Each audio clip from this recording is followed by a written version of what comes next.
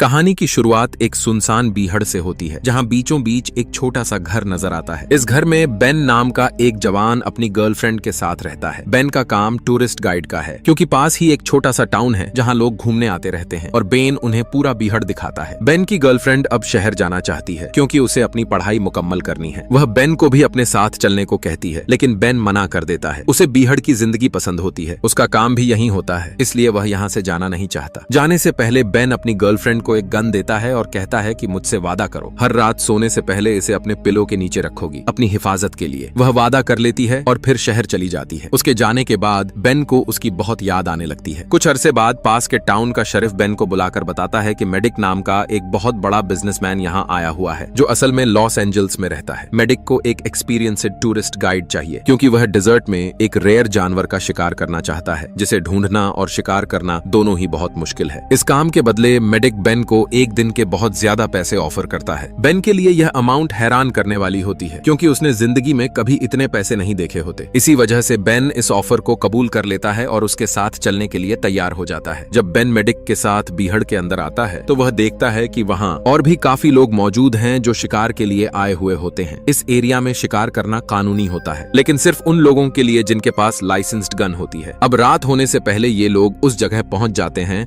जहां इन्होंने शिकार करना होता है, और अब कुछ ही देर में अंधेरा छा जाता है, तो ये लोग आग जलाकर वहीं कैंप कर लेते हैं। आग के गिर्द बैठकर बातें होती हैं और बेन मेडिक को अपनी गर्लफ्रेंड के बारे में बताता है, जो अब शहर शिफ्ट हो चुकी होती है। इसी दौरान बेन अपने माँ बाप का भी जिक्र करता है और एक दर्दनाक वाकया सुनाता है। वह बताता है कि बचपन में एक बार वह अपने पेरेंट्स के साथ बीहड़ में फंस गया था। उसके वालिद की गाड़ी खराब हो गई थी और वे लोग कई दिन तक मदद का इंतजार करते रहे, लेकिन कोई भी उन तक नहीं पहुंचा। बेन बताता है कि उसकी माँ ने उसे धूप से बचाने के लिए बार बार लिपस्टिक उसके चेहरे पर लगाई, जिससे वह हीट से बच गया, लेकिन अफसोस उसके माँ बाप जिंदा नहीं बच सके। यह बात बताते हुए बेन काफी इमोशनल हो जाता है। इसके बाद दोनों वहीं आग के पास सो जाते हैं। अगली सुबह दोनों शिकार के लिए निकलते हैं। रास्ते में अचानक मेडिक फायरिंग शुरू कर देता है, जिसे देखकर बेन समझ जाता है कि मेडिक को शिकार का ज्यादा तजुर्बा नहीं है। बेन उससे पूछता है कि तुम्हें गन का लाइसेंस किसने दिया। मेडिक हंसकर जवाब देता है कि उसके पास लाइसेंस नहीं है, लेकिन पैसा बहुत है, इसलिए उसे किसी लाइसेंस की जरूरत नहीं लगती। बेन को पता होता है कि बिना लाइसेंस गन से शिकार करना कानूनन जुर्म है, लेकिन मेडिक को इस बात की जरा सी भी परवाह नहीं होती। इससे पहले कि बेन कुछ कह पाता, मेडिक उसके हाथ में काफी ज्यादा पैसे थमा देता है। इतने पैसे देखकर बेन खामोश हो जाता है और बात आगे नहीं बढ़ाता। इसके बाद बेन और मेडिक दोनों एक ऊंची चट्टान पर पहुंचते हैं। वहां से बेन दूरबीन की मदद से शिकार को ढूंढने लगता है। काफी देर तक उसे कोई शिकार नजर नहीं आता। इस दौरान मेडिक बार बार बेन को डिस्टर्ब करता रहता है। अचानक मेडिक बिना बताए एक तरफ फायरिंग कर देता है, जबकि बेन ने उसे गोली चलाने को कहा भी नहीं होता। अब दोनों उसी सिमत जाते हैं और वहां एक बुजुर्ग आदमी को जख्मी हालत में देखते हैं, जो इसी टाउन का रहने वाला होता है और मिनरल्स की तलाश में अक्सर बीहड़ आता रहता था। बेन उस बुजुर्ग को पहचान लेता है